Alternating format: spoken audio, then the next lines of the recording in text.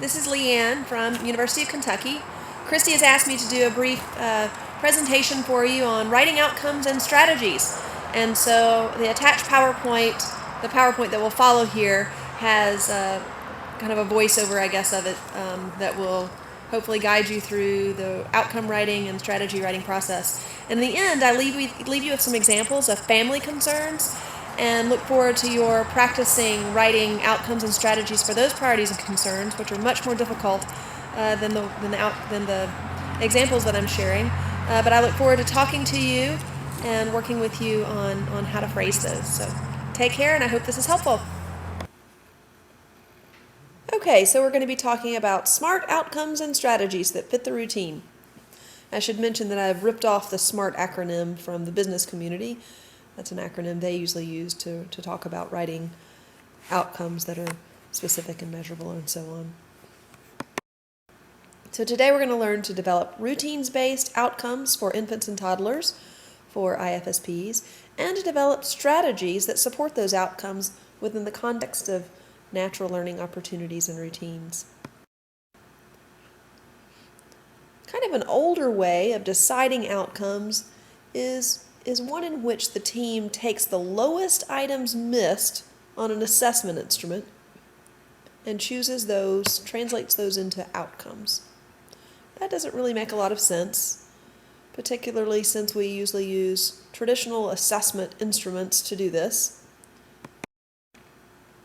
As Bronfenbrenner tells us, traditional assessment is the strange behavior of children in strange situations with strange adults for the briefest possible periods of time. Now, while traditional assessment certainly has a purpose in helping us decide if a child is eligible, in helping us learn about a child's progress, in learning about development so that we can share that information with families, going straight from traditional assessment to IFSP outcome is not an appropriate use of traditional assessment. Rather, we should take functional assessment information, so information not only on tasks on an instrument, but the skills that are underlying those tasks and how a child is functioning within daily routines. Those things together can tell us what's important for the child to be able to do next, to be able to function as well as possible in natural routines.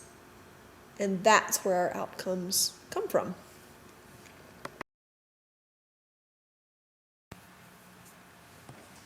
Okay, so let's talk about how we word outcomes now.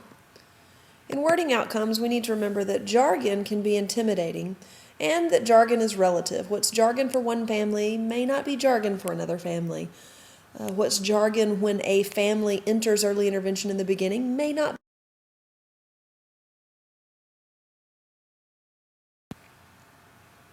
The S in SMART stands for specific.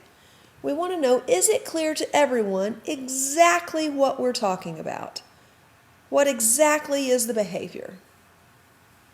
We're going to give some examples in a minute that'll make this very clear. Measurable. If you went to school in special ed, you likely learned that a measurable outcome was 3 out of 4 trials on 4 consecutive data days. And while that's true, we can make it measurable in early intervention and yet make it family-centered. And the question that we ask when we want to know if it's measurable is, will it be obvious to everyone on the team when this is met? What are the criteria and under what conditions? Sometimes a number helps make something measurable, and sometimes adding a number doesn't make it any more measurable, and sometimes we can be just as measurable with words. Is this an attainable outcome? Is it something that we can expect to have happen in the next 4 to 6 months? Many times families come to the IFSP meeting with an idea of an outcome, but they don't typically word them in measurable, attainable sorts of ways. What we do is say, that's a great outcome. You want your child to begin talking and using words at mealtime to say what she wants. Then we can turn to the people on the team who might be supporting that and say, what do we think that we can expect to happen in the next 4 to 6 months towards that outcome? So that's where the provider's expertise on development comes together with the family's routine and the family's priorities. The R in SMART stands for relevant. Okay, is this outcome SMART? Spencer's communication will improve within 6 months. After each of these examples, pause the video so that you can think about whether it's SMART or not, and we'll do the same for the routine strategies before you hear the discussion. So go ahead and pause now. Okay, this outcome is not SMART. Communication is not specific. 6 months, that's a nice number there, but it does not make this measurable. We don't know if it's attainable because we don't know what we're talking about.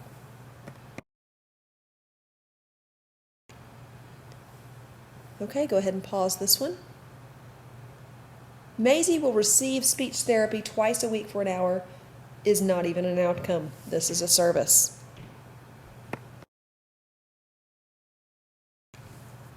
Okay, pause this one. This one is SMART. Before the next review, Kendall will be able to sit in the bath without support each night.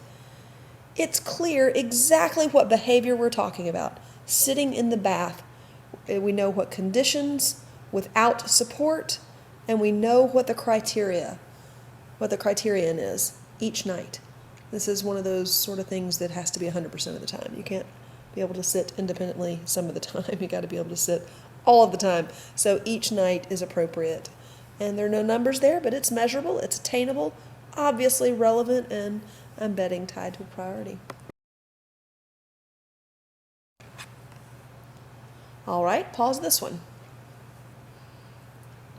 When given a spoon and thick food like applesauce, Maisie will be able to feed herself most of the meal without help.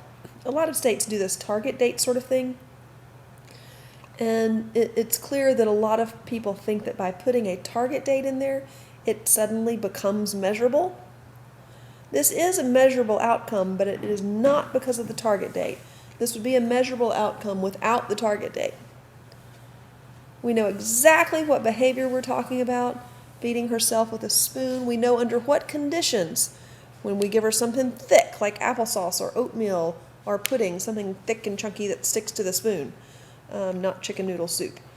And we know what the criterion is. It's most of the meal and without help. We want her to do it without help. That's also a condition.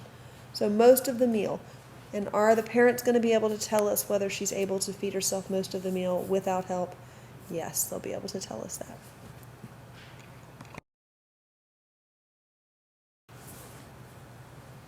Okay, give this one a pause. Spencer will be able to stack 9 1-inch cubes in a coffee mug within 2 minutes of being presented them. Clearly, this is not a SMART outcome, but let's talk about what is SMART about it. Is it specific? Absolutely. Is it measurable? Clearly. Attainable? Maybe so. Relevant? Absolutely not. And if it's tied to a priority, we've done a very poor job of presenting our assessment information to families.